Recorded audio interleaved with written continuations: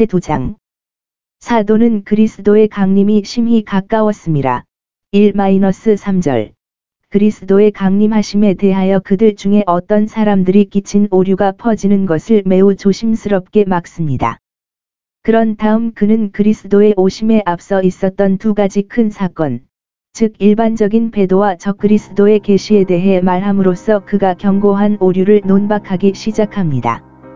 그의 이름, 그의 성품, 그의 흥망, 그의 몰락, 그의 통치, 그의 신하들의 죄와 멸망.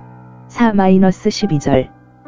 그런 다음 그는 이 배도의 공포에 맞서 그들을 위로하고 굳건히 하라고 권면합니다. 13물결표 사인 15절.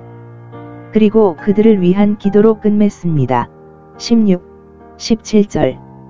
이 말을 보면 데살로니가 교인 중 어떤 사람들은 그리스도의 오심에 관한 이전 서신에서 바울이 기록한 내용에서 그리스도의 강림이 가까웠다는 것과 그리스도께서 나타나실 준비가 되어 있었다는 의미를 잘못 알고 있었던 것으로 보입니다.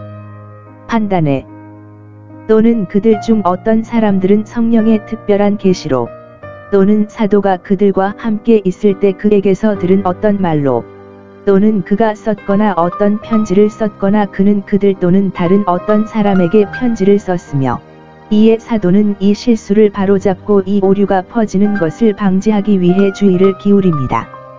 주의하십시오. 만일 그리스도인들 사이에 오류와 실수가 발생한다면 우리는 먼저 기회를 잡아 그것을 바로잡고 퍼뜨리는 것을 막아야 합니다. 그리고 선량한 사람들은 말이나 행동의 실수로 인해 발생할 수 있는 오류를 억제하기 위해 특히 주의할 것입니다.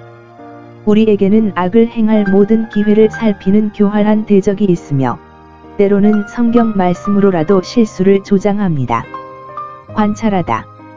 이 사도가 실수를 방지하기 위해 얼마나 진지하고 사려 깊었는지 형제 여러분, 우리는 여러분에게 간청합니다.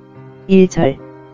그는 아버지가 자기 자녀들에게 명령하듯이 형제들처럼 그들을 간청합니다. 그는 큰 친절과 겸손을 나타냅니다. 그리고 그들의 애정에 자신을 암시합니다. 그리고 이것은 우리가 사람들을 오류로부터 보호하거나 복구할 때 그들을 다루는 가장 좋은 방법입니다. 그들을 부드럽고 애정 어린 태도로 다루는 것입니다. 거칠고 가혹한 대우는 그들의 정신을 화나게 하고 우리가 제공할 수 있는 이유에 대해 편견을 갖게 할 것입니다. 그는 가장 엄숙한 방식으로 그것들을 반대하고 불러일으키기까지 합니다. 그리스도의 오심 등으로 말입니다. 이 말은 맹세의 형태로 되어 있습니다. 그리고 그의 의미는 만일 그들이 그리스도께서 오실 것을 믿으며 만일 그들이 원하고 그가 오기를 바라고 그의 오심에 대한 소망으로 기뻐했다면 그들은 오류를 피하기 위해 조심해야 한다는 것입니다. 그리고 그것의 악한 결과, 그가 지금 그들에게 경고하고 있는 것에 대해 사도가 사용한 이런 형태의 집착에서 우리는 다음과 같은 사실을 관찰할 수 있습니다.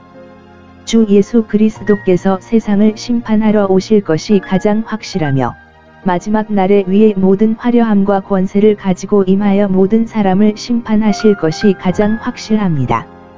우리가 어떤 불확실한 상황에 처해 있거나 그분의 오심에 관해 어떤 실수가 일어나더라도 그분의 오심 자체는 확실합니다.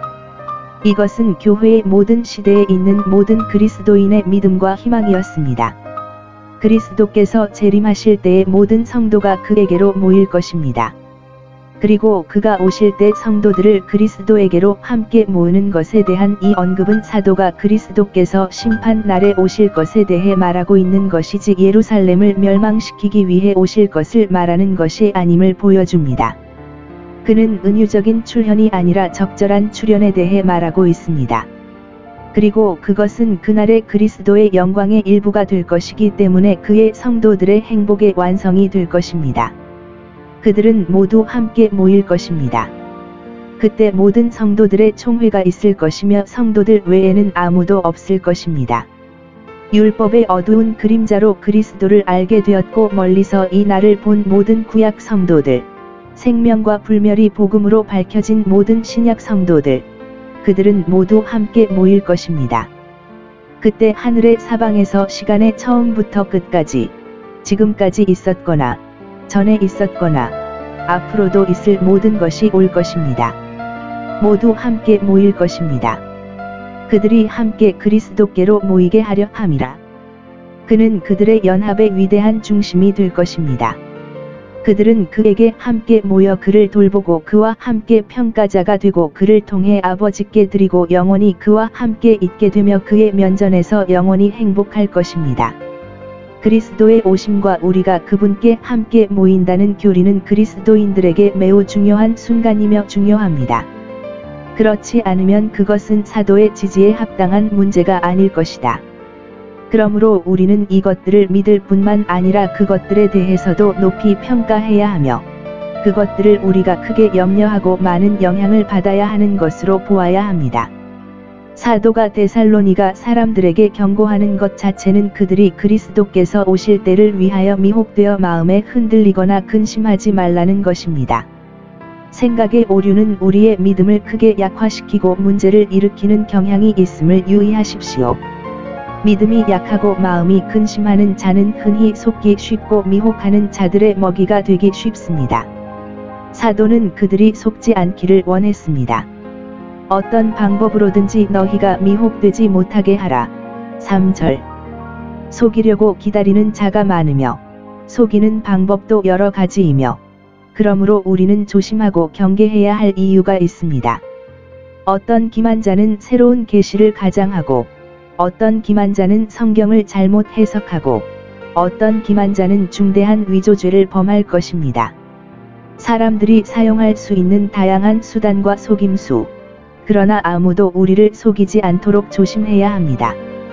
사도가 그들에게 속지 말라고 경고한 특별한 문제는 마치 사도 시대에 있었던 것처럼 그리스도의 재림이 가까웠다는 것입니다. 이 오류는 많은 사람들에게 해롭지 않은 것처럼 보이지만 실제로 오류였기 때문에 많은 사람들에게 나쁜 결과를 가져왔을 것입니다.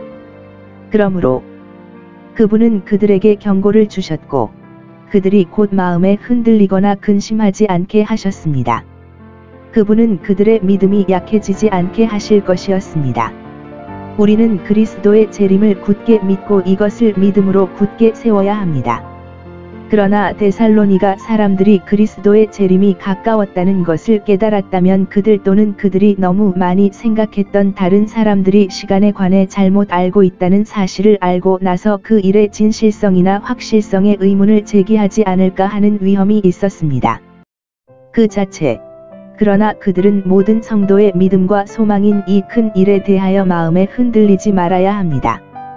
거짓 교리는 물을 이리저리 휘젓는 바람과 같아서 때때로 물처럼 불안정한 사람들의 마음을 불안하게 하기 쉽습니다.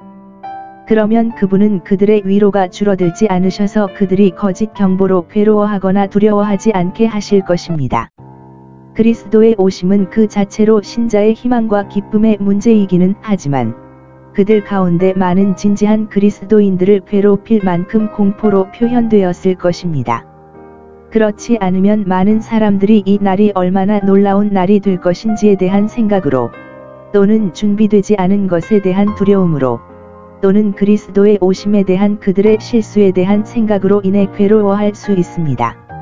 우리는 항상 깨어 기도해야 합니다.